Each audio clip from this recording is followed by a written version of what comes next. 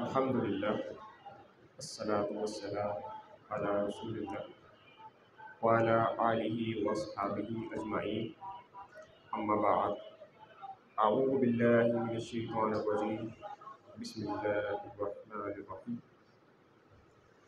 अल्हम्दुलिल्लाहि रब्बिल आलमीन अर्रहमानिर रहीम मालिकि यौमिद्दीन इय्याका नअबुदु व इय्याका नस्तईन इहदिनस सिरातल मुस्तक़ीम सिरातल लज़ीना अनअमता अलैहिम गैरिल मग़्दूबि अलैहिम वलद्दाल्लीन आमीन। बिस्मिल्लाहिर रहमानिर रहीम वमन अहसन क़ौलन मिम्मन दाअ इलल्लाह व अमिला सालिहन व क़ाला इन्ननी मिनल मुस्लिमीन। अल्लाहुम्मा सल्लि अला मुहम्मदिन व अला आलि मुहम्मद। बिस्मिल्लाहिर रहमानिर रहीम रब्बि इश्रह ली सदरी व यस्सिर ली अमरी वहलुल उक़दतम मिन लिसानी यफ़क़हू क़ौली। रब्बना आतिना फ़िद दुनिया हसनतन व फ़िल आख़िरति हसनतन व क़िना अज़ाबन नार। अल्लाहुम्मा इन्नी अस्अलुकल मुआफ़ाता फ़िद दुनिया वल आख़िरह अल्लाहुम्मा अजिरनी मिनन नार आमीन। आज अल्हम्दुलिल्लाह सबसे पहले अल्लाह ताला के शुक्रगुज़ार हैं इस बात के लिए कि अल्लाह ताला ने हमें इस चीज़ का मौका दिया कि उसका अज़ीम कलाम जो उसने क़यामत तक की तमाम उम्मत के लिए नाज़िल फरमाया, हमें ये मौका दिया गया है कि हम आपके सामने आपकी खिदमत में उस कलाम को पेश करें। और अल्लाह ताला की बेशुमार नेमतें और बेशुमार बरकतें और बेशुमार रहमतें उन लोगों पर नाजिल हो जो अल्लाह के दीन का काम इखलास के साथ, किरदार के साथ और हक़ के साथ कर रहे हैं और अल्लाह की उम्मत यानी उम्मत मुसलमा तक इस पैगाम को पहुँचा रहे हैं। तो अल्लाह ताला से ये दुआ है कि आज जो बातें भी हमारे इस दर्स के अंदर हों, अल्लाह ताला हमें उन पर कारबंद रहने की तौफ़ीक़ अता फरमाए। आज का हमारा मौजू भी तकरीबन इसी हवाले से है कि दावत दीन की अहमियत को उजागर किया जाए, ताकि जो लोग इस चीज़ से गाफिल हैं और अपनी आखिरत को उन्होंने स्टेज पे लगाया है, उसको किस तरह रोशनास उन लोगों को इससे कराया जाए।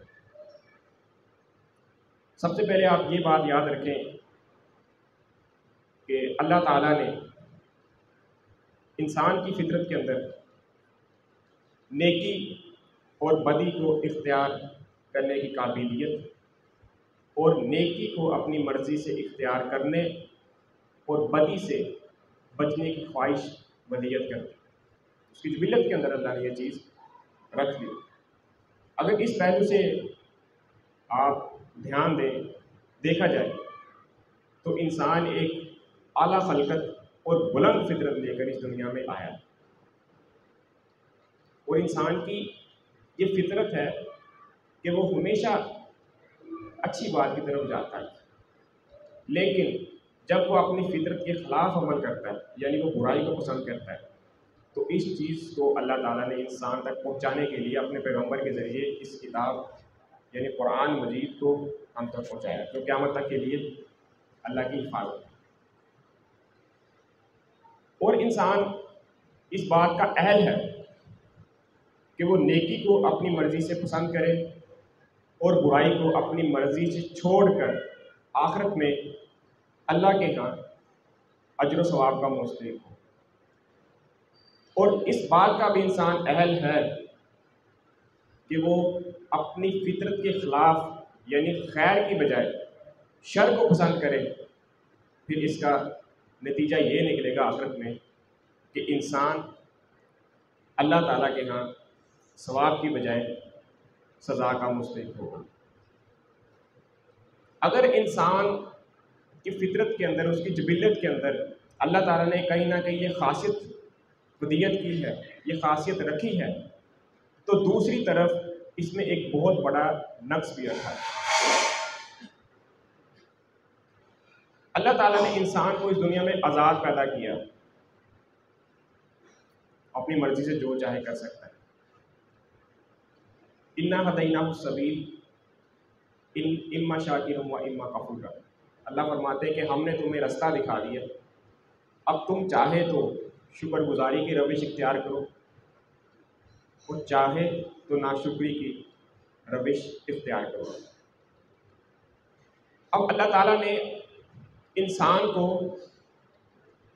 उसकी इस फितरत पर नहीं छोड़ा, यानी जब इंसान नेकी को पसंद करता है तो आखिरत में या दुनिया में उसकी हिदायत और जलालत के लिए अल्लाह ताला ने सिर्फ तन्हा उसको फितरत पर नहीं छोड़ा, और दूसरा आखिरत की कामयाबी के लिए और आखिरत के अजाब के लिए, आखिरत की सज़ा के लिए भी अल्लाह ताला ने सिर्फ इंसान को फितरती रहनुमाई पर उसका इन्हिसार नहीं किया, बल्कि इस काम को सरअंजाम देने के लिए अल्लाह ताला ने शुरू दिन से लेके आखिरी पैगंबर मोहम्मद रसूलुल्लाह सल्लल्लाहु अलैहि वसल्लम को हम तक भेजा और अल्लाह ने रसूलों और नबियों का सिलसिला शुरू किया। ये इसलिए शुरू किया ताकि क़यामत के दिन, आखिरत के दिन जब सारे लोग मर के अल्लाह की खिदमत में हाजिर होंगे, कोई ये ना कह सके कि हम तक तो अल्लाह का पैगाम पहुंचा ही नहीं था, हम तो सारी ज़िंदगी अंधेरे में ही खोए रहे, हम तो सारी ज़िंदगी गुमराही की दलदल में ही डूबे रहे। ये उज़र कोई ना पेश कर सके। इस चीज़ को अल्लाह ताला ने वाज़ेह किया है अपनी किताब के अंदर, यानी कुरान मजीद में सूरह निसा की आयत नंबर 165 के अंदर। औज़ु बिल्लाहि मिनश शैतानिर रजीम, बिस्मिल्लाहिर रहमानिर रहीम। रसूलन मुबश्शिरीन व मुनज़िरीन। सब पैगंबरों को अल्लाह ताला ने खुशखबरी सुनाने और डर सुनाने के लिए भेजा। लिअल्ला यकूना लिन्नासि अलल्लाहि हुज्जतुन बअदर रुसूल। ये अल्लाह ने किस लिए किया? ताकि पैगंबरों के आने के बाद लोगों को किसी किस्म का अल्लाह पर इल्ज़ाम का मौका ना दिया जाए आखिरत के दिन। वकान अल्लाहु अज़ीज़न हकीमा, और अल्लाह ताला बहुत गालिब और हिकमत वाला है। देखें इसमें अल्लाह ताला की कितनी बड़ी हिकमत है कि अल्लाह ताला ने पैगंबरों का सिलसिला शुरू किया। ये इसलिए शुरू किया गया ताकि क़यामत के दिन कोई ये ना कह सके कि मुझे तो कुछ पता ही नहीं था, और इन्हें खुशखबरी सुना दो। खुशखबरी किस चीज़ की सुनानी है? कि अगर तुम अल्लाह के अहकामात पर, अल्लाह के पैगाम पर, अल्लाह की तालीमात पर, और जो पैगंबर तुम्हारे तरफ तालीम लेके आया उस पर अमल करोगे तो फिर अल्लाह ने तुम्हारे लिए वो नेमतें, वो इनाम तैयार करके रखा है जो ना तुमने आज तक देखी हैं और ना तुम्हारे जहन में कभी उनका ख्याल ही आया। और दूसरी तरफ डर सुना दो। डर किस चीज़ का? हमने तो जहन्नुम को नहीं देखा। डर इन्हें इस चीज़ का सुना दो कि जिस अल्लाह ने तुम्हें पैदा किया, तुम्हें हर तरह की नेमतों से नवाजा, अगर तुमने उसकी बात को ना माना तो फिर तुम्हारे लिए वो अजाब तैयार अल्लाह ने किया है जो तुमने कभी नहीं देखा, ना तुम्हें उसका तसव्वुर ही हुआ है। और आखिर में अल्लाह ने फरमाया कि अल्लाह गालिब और हिकमत वाला।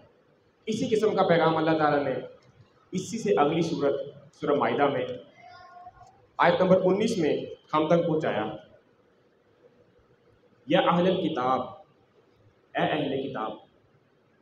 अहले किताब से मुराद अब यहूदी ईसाई को ले लें। कद जाअकुम रसूलुना युबय्यिनु लकुम अला फतरतिम मिनर रुसुल। पैगंबरों के आने का सिलसिला जो एक अरसे तक बंद रहा, तो अब तुम्हारे पास हमारे पैगंबर यानी मोहम्मद रसूलुल्लाह सल्लल्लाहु अलैहि वसल्लम आ गए। अन तक़ूलु मा जाअना मिन बशीरिन व नज़ीर। जो तुमसे हमारे अहकाम एक तो वाज़े बयान करते कि आपको समझ आए, ताकि तुम ये ना कहो कि हमारे पास कोई खुशखबरी सुनाने वाला या कोई डर सुनाने वाला आया ही नहीं। फ़क़द जाअकुम बशीरुन व नज़ीर। तो अब तुम्हारे पास एक ऐसी हस्ती अल्लाह ताला ने भेजी है, एक ऐसा नबी तुम्हारे पास आया है जो तुम्हें डर सुनाता है और तुम्हें खुशखबरी भी देता है। वल्लाहु अला कुल्ली शैइन कदीर, बेशक अल्लाह ताला हर चीज़ पर कादिर है, हर चीज़ पर कुदरत रखता है। इसमें आप देखें कि एक अरसा जब ईसा अलैहिस्सलाम को अल्लाह ताला ने अपनी अपनी तरफ बुला लिया, उसके बाद तकरीबन 600 साल तक इस बीच के एरिए में, टाइम पीरियड में, कोई और पैगंबर भी दुनिया में मबूस नहीं किया गया। फिर 600 साल बाद अल्लाह ताला ने नबी सल्लल्लाहु अलैहि वसल्लम को मबूस किया। और आप में से बहुत सारे लोग जानते होंगे कि यहूदी बेताबी से इंतज़ार कर रहे थे उस आखिरी पैगंबर का, और उनकी किताब के अंदर पेशन गोइयाँ भी थी, और उनमें ऐसे आलिम भी मौजूद थे जो वो सारी पेशन गोइयाँ जानते थे। लेकिन इसके बावजूद जब आखिरी पैगंबर मोहम्मद रसूलुल्लाह सल्लल्लाहु अलैहि वसल्लम अरब के अंदर, मक्के के अंदर, मुशरिकीन के अंदर मबूस हुए, तो उन्होंने बजाय इसकी इताअत करने के उसे मानने से इनकार कर दिया। तो अल्लाह ताला ने फिर उन्हें फरमाया कि एक अरसे तक तो पैगंबरों का सिलसिला बाकी रहा, ख़त्म रहा, बंद रहा, तो अब दोबारा ये सिलसिला शुरू किया गया। यहूदियों से ये बात खिताब की गई। तो जिस तरह यहूदियों ने इनकार किया, तो अब हमें नहीं चाहिए कि हम भी यहूदियों की तरह इस चीज़ का इनकार करें। अगली बात, नबी सल्लल्लाहु अलैहि वसल्लम पर चूँकि सारी इंसानियत के लिए उन्हें रहमत बना के भेजा गया, उन्हें हिदायत का ज़रिया बनाया गया और रहनुमाई के लिए भेजा गया, और उनके बाद अब कोई नबी नहीं आना क़यामत तक के लिए, ये सिलसिला अल्लाह ने बंद कर दिया। इसीलिए अल्लाह ताला ने नबी सल्लल्लाहु अलैहि वसल्लम को दो बेइज्जतों के साथ मबूस फरमाया। नंबर 1 बेइज्जत ख़ास, और नंबर 2 बेइज्जत आम। नबी सल्लल्लाहु अलैहि वसल्लम की अगर बेइज्जत ख़ास का जिक्र किया जाए तो वो सिर्फ अरब के लोगों के लिए थी, और इसी ख़ास निस्बत की वजह से नबी सल्लल्लाहु अलैहि वसल्लम को अरबी उम्मी या नबी अरबी कहा जाता है। तो जब ये सिलसिला अल्लाह ताला ने शुरू किया, उसके बाद फिर अल्लाह ताला ने आपको मुखलस साथी भी दी, आपने अपना पैगाम उन तक पहुँचाया भी, और पहुँचाया नहीं बल्कि पहुँचाने का हक़ अदा करके जिस तरह पहुँचाना चाहिए था। यानी उन्होंने अपनी ज़िम्मेदारी को समझा, उन्होंने इसे सीरियस लिया कि अब ये ज़िम्मेदारी जो मुझ पे डाल दी गई है, अगर मैंने इसे पूरा ना किया तो यकीनन आखिरत का अज़ाब मुझे भी आ पकड़ेगा। कुरान में अल्लाह ताला ने फरमाया, नबी अलैहिस्सलाम फरमाते हैं कि अगर मैंने भी अल्लाह के साथ शिर्क किया, यानी अल्लाह के मुकाबले में दुनिया को तरजीह दी, तो मुझे डर है कि इस वजह से आखिरत का अज़ाब मुझे भी पकड़ लेगा। और हम कहते हैं कि हम नबी की उम्मत हैं, तो हमें कुछ करने की ज़रूरत ही नहीं, ना हमें अमल करने की ज़रूरत है, ना हमें दावत व तबलीग का काम करने की ज़रूरत है, ना हमें नमाज़ पढ़ने की ज़रूरत है, और जो हमने अल्लाह के साथ कमिटमेंट की है ना उसे पूरा करने की ज़रूरत है। और जो आपकी बेइज्जत आम थी, बेइज्जत ख़ास का हमने जिक्र किया, आपकी जो बेइज्जत आम थी वो तमाम दुनिया के मुसलमानों के लिए, उसमें हम भी शामिल, और क़यामत तक जो लोग आएंगे वो सारे उसमें शामिल। नबी सल्लल्लाहु अलैहि वसल्लम ने देखे कि किस तरह हक़ अदा किया, अल्लाह का पैगाम मिनो अन उसी तरह हम तक पहुँचाया जिस तरह पहुँचाने का हक़ था, और हर बात हमें समझ आ गई, हमारे इल्म में आ गई। अल्लाह ताला फरमाते हैं सूरह बकरा के अंदर, सूरह नंबर 2 आयत नंबर 143 के अंदर, वकज़ालिका जअलनाकुम उम्मतन वसातन लितकूनु शुहदाअ अलन नास। और इसी तरह हमने तुमको उम्मत वस्त बनाया, यानी बीच की उम्मत, ताकि तुम लोगों पर गवाह बनो, व यकून रसूल अलैकुम शहीदा, और रसूल तुम पर गवाह बने। नबी तो हम पर गवाह है, किस तरह हम पर गवाह है कि उन्होंने अल्लाह का पैगाम हम तक पहुंचा दिया। आपको याद है हज्जतुल विदा का वो खुतबा जिस पे नबी सल्लल्लाहु अलैहि वसल्लम ने सहाबा कराम को मुखातिब करके फरमाया कि क्या मैंने अल्लाह का पैगाम तुम तो पहुंचा दिया। तो सब ने बैक ज़ुबान होकर कहा कि आपने पहुंचाया नहीं बल्कि पहुंचाने का हक़ अदा कर दिया, यानी पहुंचा दिया। तो फिर नबी सल्लल्लाहु अलैहि वसल्लम ने आसमान की तरफ इशारा किया अपनी उंगली से और कहा कि अल्लाहुम्मा शहद। 3 दफ़ा आपने ये फरमाया कि ए अल्लाह गवाह रहना, ए अल्लाह गवाह रहना, ए अल्लाह गवाह रहना।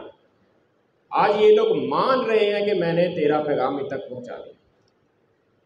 तो नबी तो हम पर गवाह हो गए, अब हम किन लोगों पे गवाह होंगे? हमारी ज़िंदगी के अंदर हमने ये कमिटमेंट पूरी की या नहीं की?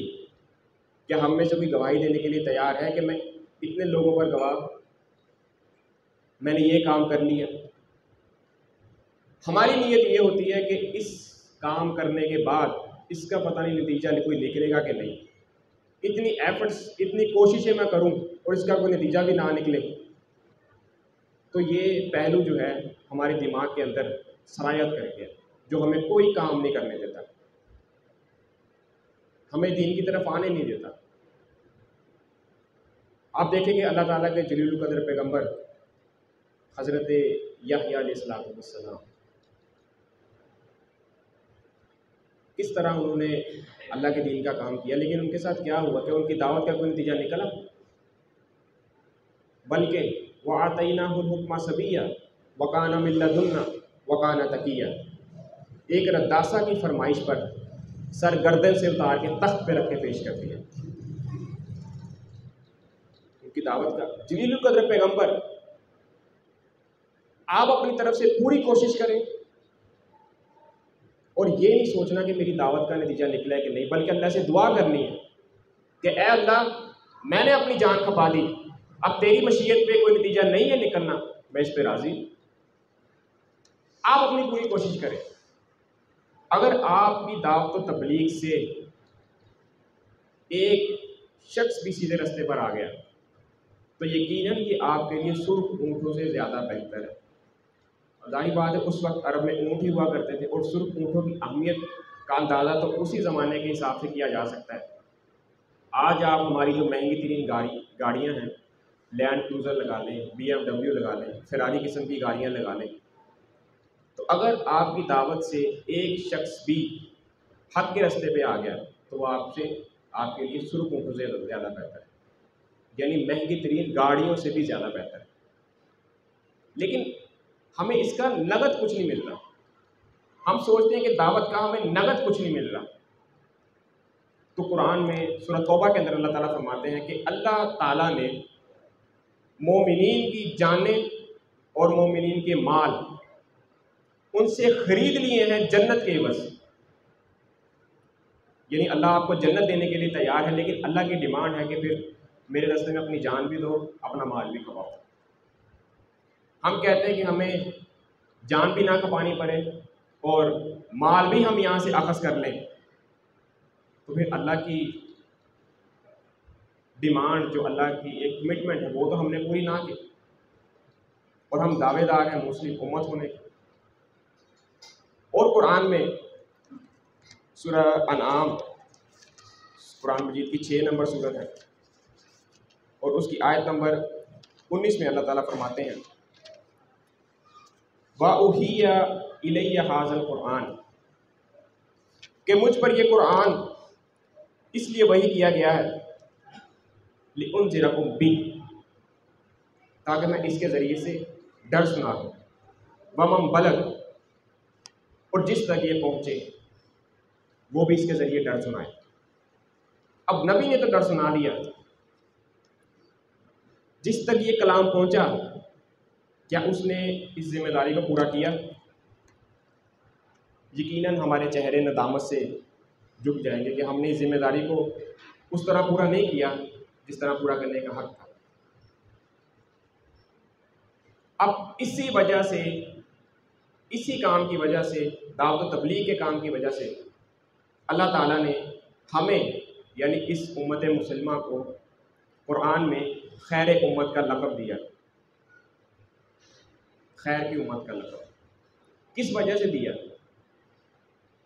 क्योंकि हम लोगों को दावत देते हैं दीन की, लोगों की इस्लाह का बाइस बने हुए हैं। क्या हम ऐसा कर रहे हैं?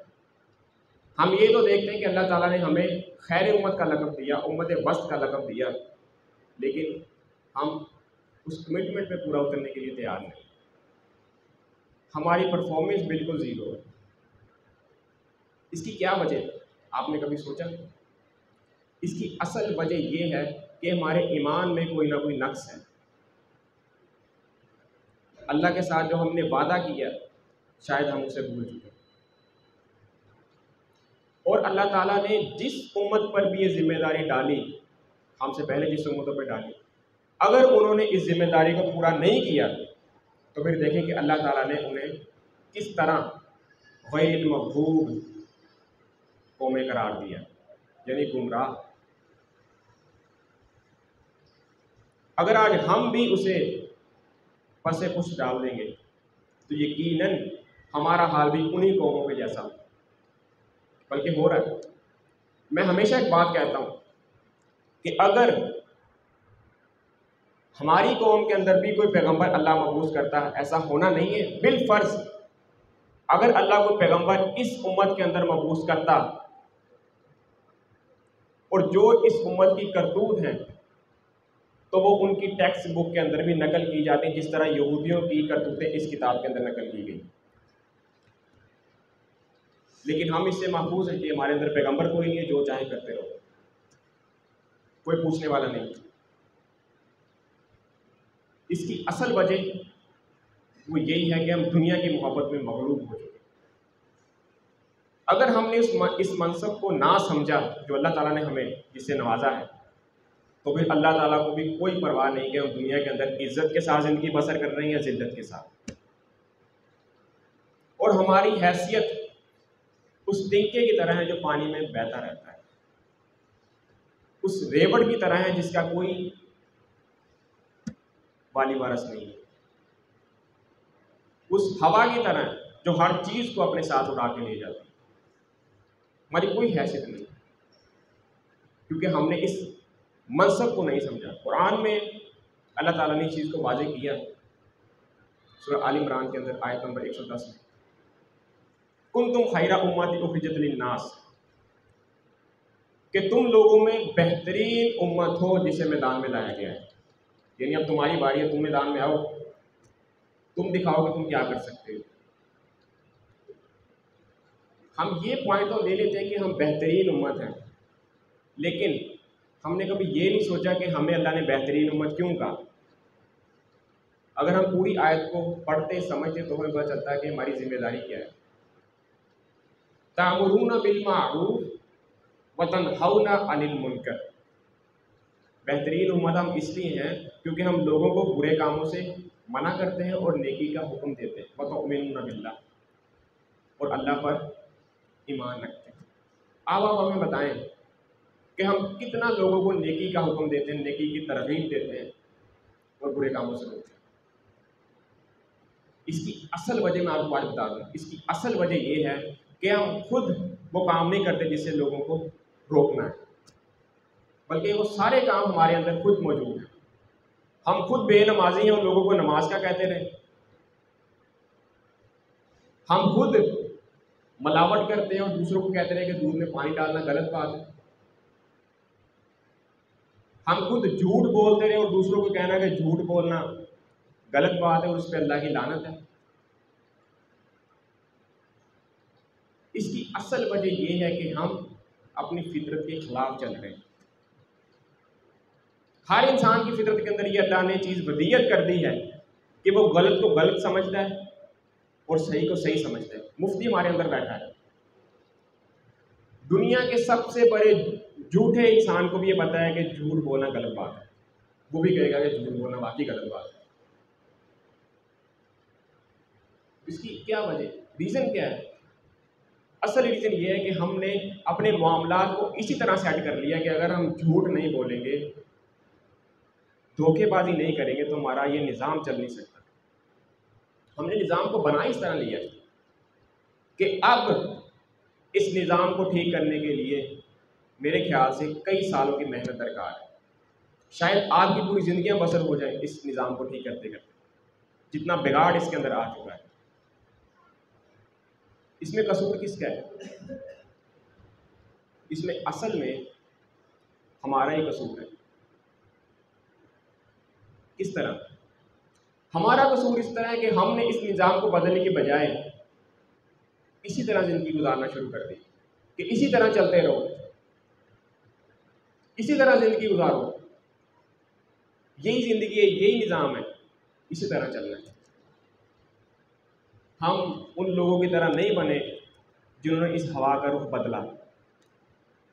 आपको याद होगा कि ग़ज़वा बदर के अंदर चंद सौ सहाबा कराम थे, 300 के लगभग, और कितनी बड़ी ताकत से उन्होंने टक्कर ली। हम ये लोगों को मिसालें देते हैं, अपने दरसों के अंदर मिसालें देते हैं, लोगों को वाज करते हैं, बदर के नौजवानों की मिसालें देते हैं।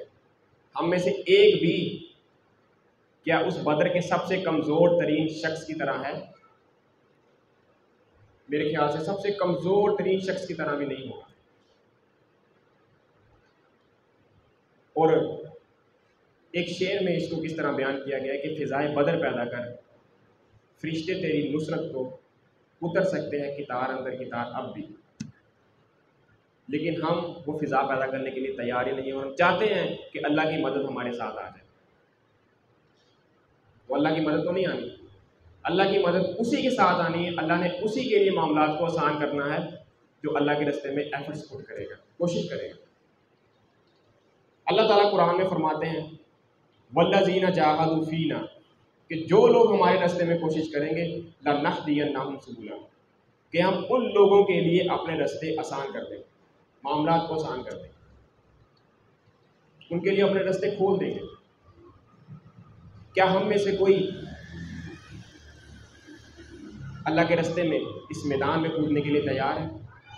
नहीं, बल्कि हम दूसरों को धक्का देने के लिए तैयार हैं कि वो इस मैदान में कूदें। हम तो दुनियावी मामला से बाहर नहीं निकल पा रहे, हम इतना इस निज़ाम के अंदर फंस चुके हैं। अल्लाह ताला ने कामयाबी की जो 4 शराइत बताई, वो आप में से बहुत से लोग जानते होंगे, शायद आपने पढ़ी भी हो, सूरह असर में जो आई है।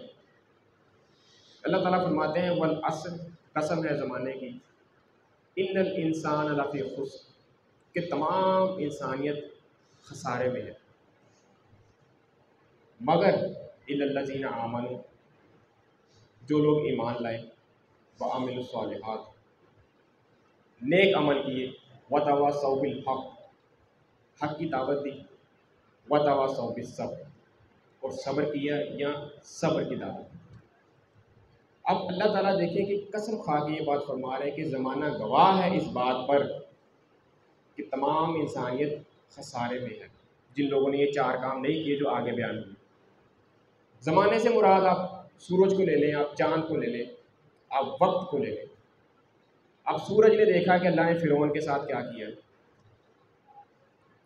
सूरज ने देखा कि अल्लाह ताला ने नूह की कौम के साथ क्या हशर किया। इस सारे ज़माने ने, जब से ये तारीख़ चलती आ रही है, ज़माने ने ये चीज़ें देखी हैं कि जिस कौम ने अल्लाह के साथ अपने वादों को पूरा नहीं किया, उस कौम के साथ फिर अल्लाह ने क्या हशर किया।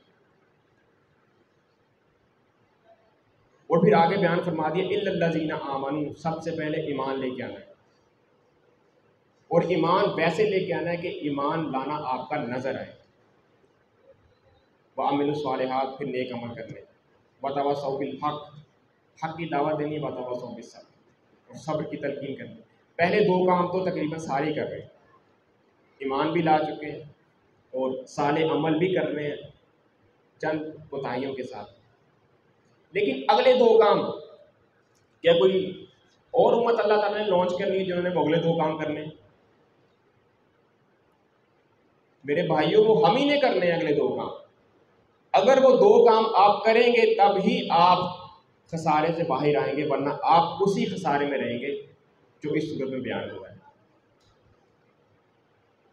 कि लोगों को हक़ की दावत देनी और फिर सब्र करना। जब भी आपने लोगों को हक़ की दावत देनी है तो यकीनन आपको मुश्किलात आएंगी, और अल्लाह ताला को पता था, इसीलिए अल्लाह ताला ने फरमाया कि अब तुमने वतवासौ पे सब्र करना। सब्र से मुराद कि अब जब तुम पे ये मुश्किलात आएँ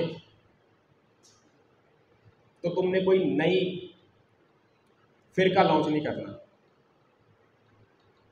नई कहीं मस्जिद बना के नहीं बैठ जाना, बल्कि इसी निज़ाम के अंदर इन्हीं की मसाजिद में नमाज अदा करनी, इन्हीं को दावत तबलीग का काम करना है, और जहाँ तक मुमकिन हो सके अपनी इस्तात के मुताबिक आपने खिदमत भी इन्हीं की करनी है। इसलिए कहा गया कि सब्र से काम लो, लेकिन हमारे अंदर सब्र है ही नहीं। सब्र नाम का मादा हमारे अंदर से बिल्कुल निकल चुका है, किसी मामले में हमारे अंदर सब्र नहीं है। एक हदीस मैं आपकी खिदमत में अर्ज कर दूं, अगर ये हदीस सुनने के बाद भी आपको मेरी बात समझ ना आए, आपको दावत दीन की अहमियत का पता ना चले, तो इससे ज़्यादा बेहतर रवायत मेरे इल्म में कोई नहीं। अल्लाह ताला ने जिब्राईल अलैहिस्सलाम को हुक्म दिया कि फ़लाँ फ़लाँ बस्तियों को उलट दो उनके रहने वालों के समेत। जिब्राईल अलैहिस्सलाम अल्लाह के हुक्म के लब्बैक उन्होंने कहा और वो चले गए। दोबारा आए, उन्होंने कहा कि ए अल्लाह, उस बस्ती में तो एक ऐसा नेक इंसान रहता है जिसने कभी पलक झपकने जितनी देर भी गुनाह में बसर नहीं की। अंदाज़ा करें कि किसी के ज़ाती तकवा का, किसी के ज़ाती ज़ुहद की क्या इंतहा है कि पलक झपकने जितनी देर भी, यानी 1 सेकंड का 10वां हिस्सा भी उसने गुनाह में बसर नहीं किया। अब अल्लाह ताला को तो चाहिए था ना कि अल्लाह अपना फैसला वापस ले ले। इतना नेक आदमी, उस पर अज़ाब किस तरह आ सकता है? लेकिन अल्लाह ने फरमाया कि उल्टो उस बस्ती को मेरा हुक्म वाही कायम है, पहले उस बदबख्त पर फिर दूसरों पर।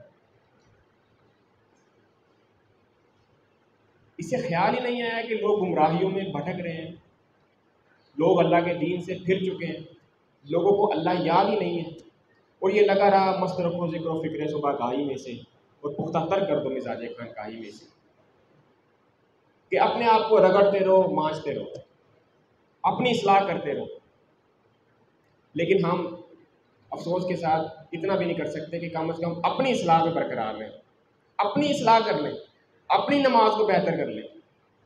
हम इतना भी नहीं करते। बहुत सारे लोग यहाँ पे बैठे होंगे जिन्होंने सुबह फजर की नमाज ही अदा नहीं की। अब मुझे बताएं कि हमारे ऊपर क्या फ़र्ज़ किया गया है? सुबह फजर की नमाज। लेकिन अगर आप फजर की नमाज भी अदा ना करें और आप लेट उठें, तो अल्लाह ताला ने तो कभी नहीं कहा कि अब तुम्हें नाश्ता नहीं मिलना, बल्कि अल्लाह कहते हैं कि ये लो नाश्ता करो। आप अल्लाह की रहमत देखिए। कभी ऐसा हुआ कि आप फजर की नमाज अदा ना करें और आपको खाने के लिए कोई चीज़ ना मिले? अगर एक दिन भी ऐसा हो जाए तो यकीनन दूसरे दिन कोई नमाज ना छोड़े। लेकिन अल्लाह की रहमत है कि वो हमें हर नेमत से नवाज रहा है। और सुबह उठते साथ ही पहली बेवफाई हम अपने रब के साथ करते हैं, हम नमाज ही अदा नहीं करते। जिस रब ने आपके ऊपर नींद को तारी किया, आपको सुकून मुयस्सर किया, आपको वो रात अता की कि आपको शुक्रगुजारी में पहला सजदा उसे नहीं करना चाहिए? अगर रब, बहुत सारे लोग हैं दुनिया में जिन्हें रात को नींद ही नहीं आती, उनकी नींदें हराम हैं, वो सो ही नहीं सकते। हॉस्पिटल्स में बहुत सारे लोग हैं, बहुत सारे घरों में ऐसे लोग पड़े हैं जिन्हें रात को नींद नहीं आती और उन्हें टैबलेट्स, गोलियां खानी पड़ती हैं नींद की। लेकिन अल्लाह ताला ने आपको किस नेमत से नवाजा कि आपको उसने सुलाया और सुकून की नींद मुयस्सर की। उसके बाद जो उसने आपको सुबह खाना खिलाया, अब रब ये भी तो कह सकता है कि अब तुमने खाना तो खा लिया, अब मैं इसे हजम नहीं करूँगा, तुम्हारे पेट के अंदर ही रहेगा। लेकिन रब देखे कितना रब ने सिस्टम लगाया है उस खाने को हजम करने का। अगर अल्लाह की नेमतों पे बात की जाए तो बेशुमार अल्लाह की नेमतें, आप जितनी देर मर्जी बयान करते हैं, अल्लाह की नेमतें ख़त्म होने वाली नहीं है। लेकिन मुख्तसर बात यही है कि अल्लाह की एक ही नेमत हमारे लिए काफ़ी है उसके साथ वफादारी करने के लिए। क्या हम उसके वफादार हैं या उसके बेवफा हैं? ये फैसला आपने खुद करना है। अल्लाह ताला फरमाते हैं कुरान मजीद के अंदर, वमा क़दरुल्लाह हक़्क़ क़द्रिही, कि लोगों ने अल्लाह की कदर नहीं की जिस तरह उसकी कदर करने का हक़ था। हमने कदर ही नहीं की, हम हक़ क्या पूरा करेंगे।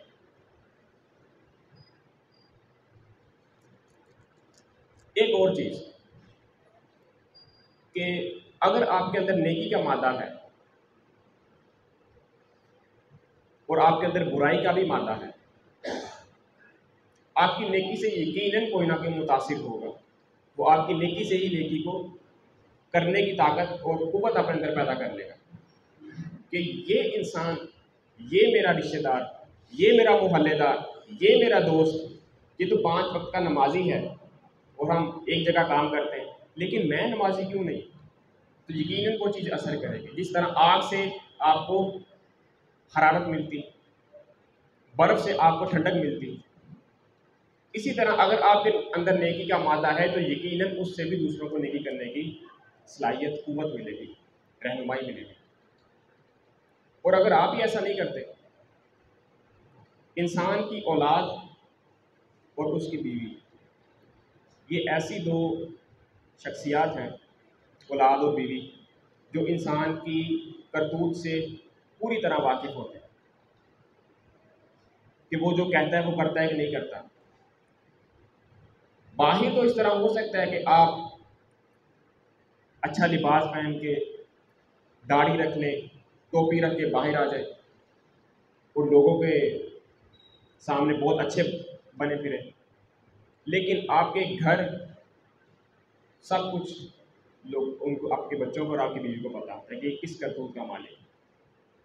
हज़रत आयशा रज़ी अल्लाह ताला अन्हा से जब पूछा गया कि नबी के अखलाक कैसे थे, वो उनकी घरवाली थी ना, उनसे क्यों पूछा गया।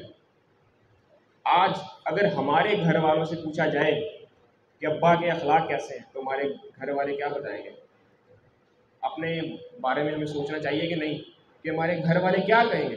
हमारे अखलाक यकीनन घर में अच्छे होंगे तो ही बाहर अच्छे होंगे। हम घर के अंदर तो हमारा लिबास, हमारी ज़ुबान, हमारा किरदार, हमारा इखलास और है, और बाहर ये मामलात और है। तो नबी अलैहिस्सलाम के मुतालिक जब हज़रत आयशा रज़ी अल्लाह ताला अन्हा से पूछा गया तो उन्होंने फरमाया काना खुलुकुल कुरान, कि अगर तुमने नबी का अखलाक देखना है तो इस कुरान को पढ़ लो, यही नबी का अखलाक है। आज हम में से ही कोई दावा कर सकता है कि हमारे अखलाक बेहतरीन है। हमारे अखलाक नबी के लेवल तक तो नहीं पहुंच सकते, लेकिन हमारी पूरी कोशिश है। जब पिछली दफ़ा मैं यहाँ पे दर्स करने के लिए आया था जुम्मे के खुतबा के लिए, तो मैंने आपको एक बात अभी हमने अर्ज़ की थी कि आपने अगर इस कुरान को नहीं पढ़ा तो आज इसको पढ़ें। आज ये तहिया करें कि हमने इसको शुरू करना है और दिन में सिर्फ एक आयत पढ़ें। एक आयत पढ़ने के लिए मेरे ख्याल से 5 या 10 सेकंड आपको चाहिए, ज़्यादा से ज़्यादा तफक्कुर के साथ 1 मिनट लगा लें, 1 मिनट लग जाएगा।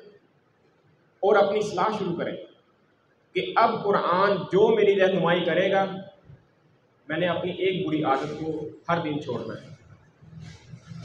तो यह आपकी कोशिश जारी और सारी।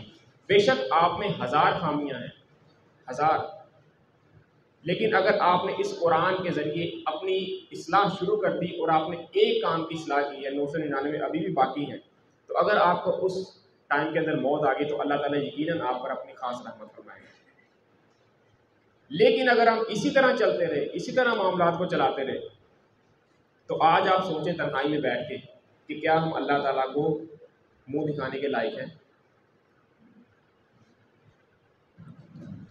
अगर कोई हमारे अंदर बहुत ज़्यादा नेक भी है, तकवे वाला है, परहेजगार है, तो क्या वो दूसरों तक की नेकी पहुंचा रहा है, दूसरों को अल्लाह का तारुफ करवा रहा है। नबी सल्लल्लाहु अलैहि वसल्लम ने फरमाया कि तुम में से कोई शख्स उस वक्त तक मोमिन नहीं हो सकता जब तक वो चीज़ दूसरों के लिए ना पसंद करे जो उसे अपने लिए पसंद है। हमें अपने लिए तो पसंद है कि हम जन्नत में जाएं, हमें अपने लिए तो पसंद है कि हम मुसलमान हों, इस्लाम के अंदर दाखिल हों, लेकिन अगर हम ये चीज़ दूसरों के लिए ना पसंद करें तो क्या हम मोमिन हो सकते हैं? तो दावत दीन की अहमियत का अंदाज़ा आप इस बात से भी लगा सकते हैं कि अल्लाह ताला ने इस पूरी दुनिया का निज़ाम सिस्टम इसी दावत के ऊपर रखा हुआ कि जो इस कमिटमेंट को पूरा करेगा वो ही मेरे यहाँ अहल होगा अजर व सवाब का। और अगर आप इसको बिल्कुल भूल चुके हैं तो यकीनन हमारा हाल उन्हीं लोगों जैसा होना चाहिए जो हमसे पहले गुजर गए, यानी यहूदी और ईसाई, जिन्हें आज हम कुरान में उनका जिक्र करते हुए भी कराहत महसूस करते हैं। हमें नफरत आती है कि इतनी लापरवाह कौम जिन्होंने हज़ारों पैगंबरों को नाऊज़ बिल्लाह कत्ल किया। आज हमारे अंदर जिस कदर फ़िरका परस्ती, मसलक परस्ती फैल चुकी है, बिलफ़र्ज़ अगर हमारे अंदर भी अल्लाह का कोई पैगंबर आ जाए, ऐसा होना तो नहीं है, अगर आ जाए तो क्या ये सारे फ़िरके उस पर मुत्तफ़िक़ हो जाएंगे? वो तो आगे कहेगा वतासिमू बिहब्लिल्लाहि जमीअन वला तफ़र्रक़ू, कि अल्लाह की रस्सी को पकड़ो, यानी कुरान को, और फ़िरकों में ना बंटो, तो सारे फ़िरके यकीनन उसके खिलाफ हो जाएंगे। तो यही हाल, यही मामला यहूदियों के साथ, ईसाइयों के साथ हुआ कि जब उन्हें वो बातें बताई गई जो उनके नुक्ते नज़र के खिलाफ थी, तो उन्होंने पैगंबरों का इनकार किया, पैगंबरों को कत्ल किया। आखिरी बात, हमारे पास वक्त भी मारा हो चुका है, 5 मिनट ऊपर ही हो चुके हैं। आखिरी इस पूरी बहस का खुलासा मैं आपकी खिदमत में पेश कर दूं कि नबी सल्लल्लाहु अलैहि वसल्लम पर क़यामत तक के लिए पूरी दुनिया की हिदायत और रहनुमाई अल्लाह ताला ने उन पर फ़र्ज़ की, और उन्हें अल्लाह ताला ने मुखलस दोस्त दिए, साथी दिए, एक उम्मत दी जिस पे उन्होंने ये इत्माम हुज्जत किया, उन पे ये हुज्जत तमाम की। फिर अल्लाह ताला ने अब इस उम्मत को ये हुक्म दिया कि अब इस काम को तुमने आगे लेके चलना है, और ये किताब यानी कुरान मजीद अल्लाह ताला ने हमें दे दिया ताकि हर कौम, हर मुल्क और हर ज़ुबान में हम क़यामत तक इसकी तबलीग करते रहें। इसकी तबलीग के अल्लाह ताला ने हमें शराइत भी बता दी। सबसे पहली चीज़ कि दिल से की जाए, ज़ुबान से की जाए, अक़ल से की जाए और अमल से की जाए, बिला किसी तक़सीम व तफ़रीक़ के पूरे दीन की जाए। ना कि जितना मेरे मुताबिक दीन है, जितना मेरे फ़िरके को फिट बैठता है मैं उसकी तबलीग करूँ, और बाकी तमाम आयतों को, अहादीस को छोड़ दूँ जो मेरे फ़िरके के खिलाफ है। दीन का काम पूरी तारीख़ आप उठा के देख लें, उन्हीं लोगों ने किया है जो ना किसी फ़िरके का हिस्सा थे और ना किसी मसलक का हिस्सा थे, बल्कि जिन लोगों ने भी फ़िरकों में रहते हुए ये काम किया तो यकीनन उन्हें फ़िरकों से भी उठा के बाहर फेंक दिया गया। और आज बहुत सारे लोग अपने मुल्क को छोड़ के दूसरे मुल्क में बैठ के दीन का काम करते हैं। उन्होंने इस काम को नहीं छोड़ा, उन्होंने याह्या अलैहिस्सलातु वस्सलाम की सुन्नत को पूरा किया कि बेशक आपका सर भी उतार दिया जाए लेकिन इस काम को नहीं छोड़ा। तो बिला किसी तक़सीम व तफ़रीक़ के पूरे दीन का काम आपने करना है मुखलस होकर, और आपने सबसे पहले दीन अपने ऊपर लागू करना है। या अय्युहल्लज़ीना आमनू उदखुलू फ़िस्सिल्मी काफ़ा, कि ऐ लोगों जो ईमान लाए हो दीन इस्लाम के अंदर, दीन के अंदर पूरे के पूरे दाखिल हो जाओ और शैतान के नक्शे कदम पर मत चलो, और बगैर किसी डर के, बगैर किसी खौफ के, बगैर किसी राहत के ये काम करें, और अगर ज़रूरत हो तो जान देकर किया जाए।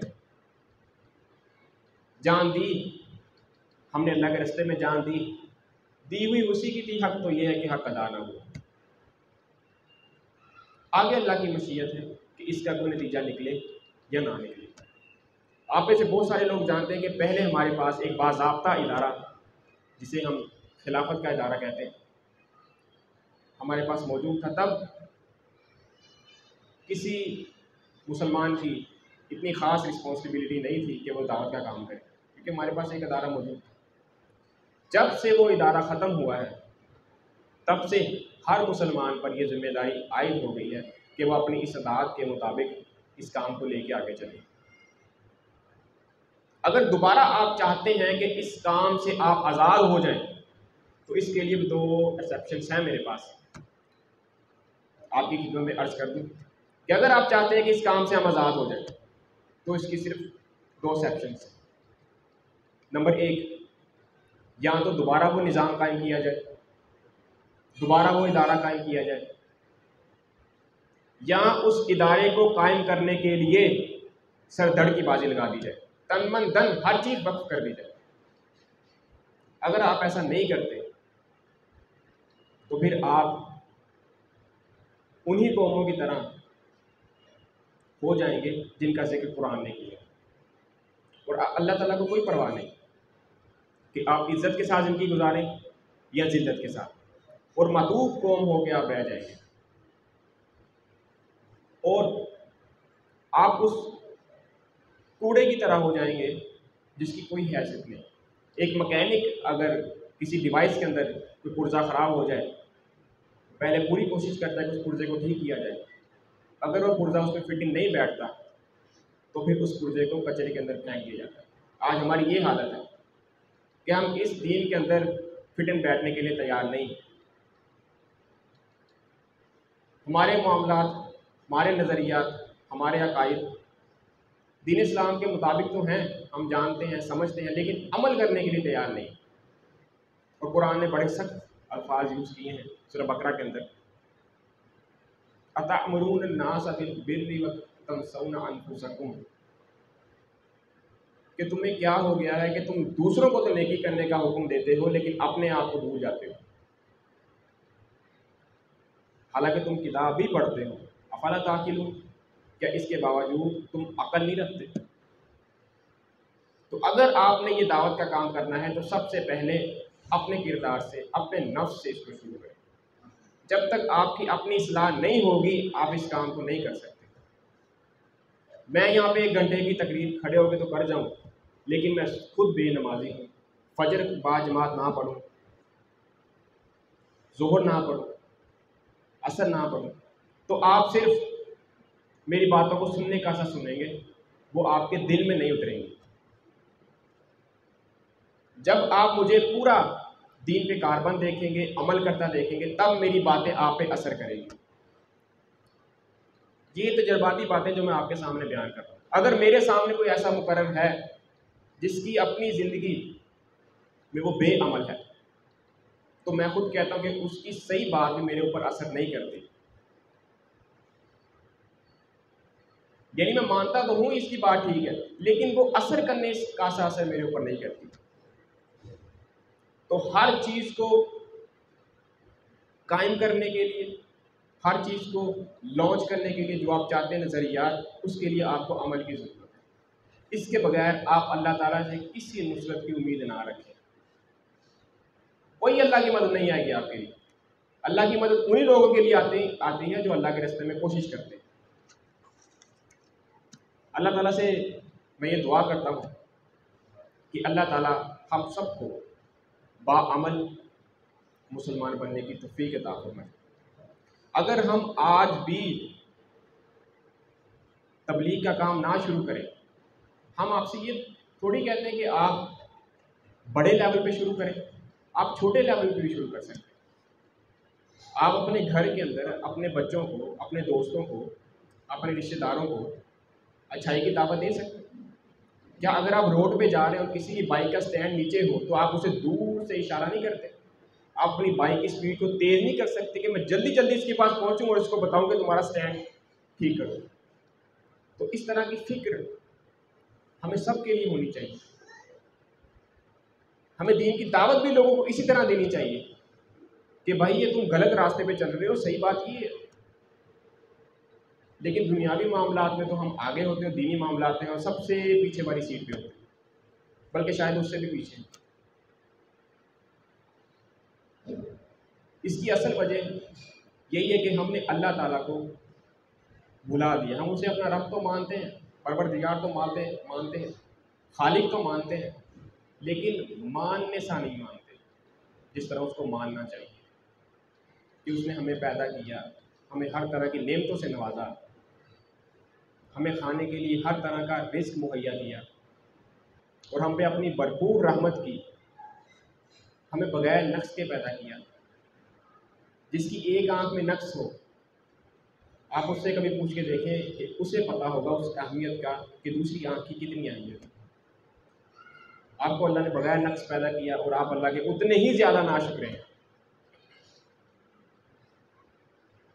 तो अल्लाह ताला हम सबको अपने दीन के ऊपर कारबंद रहने और इस दीन की खिदमत जहाँ तक हमसे हो सके करने की तौफीक अता फरमाए और अल्लाह ताला हमें हक सच की आवाज़ बुलंद करने की तौफीक अता फरमाए और बातिल के खिलाफ खड़े होने की तौफीक बख्शे। अल्लाह ताला से ये दुआ है कि अल्लाह ताला हमारी आखिरत में तमाम बधाइयाँ हमें नसीब फरमाए और दुनिया की तमाम बधाइयाँ हमारे मुक़द्दर करें। व आखिरु दवाना अनिल हम्दुलिल्लाहि रब्बिल आलमीन व मा तक़ब्बल मिन्ना इन्ना अंतस समीउल अलीम।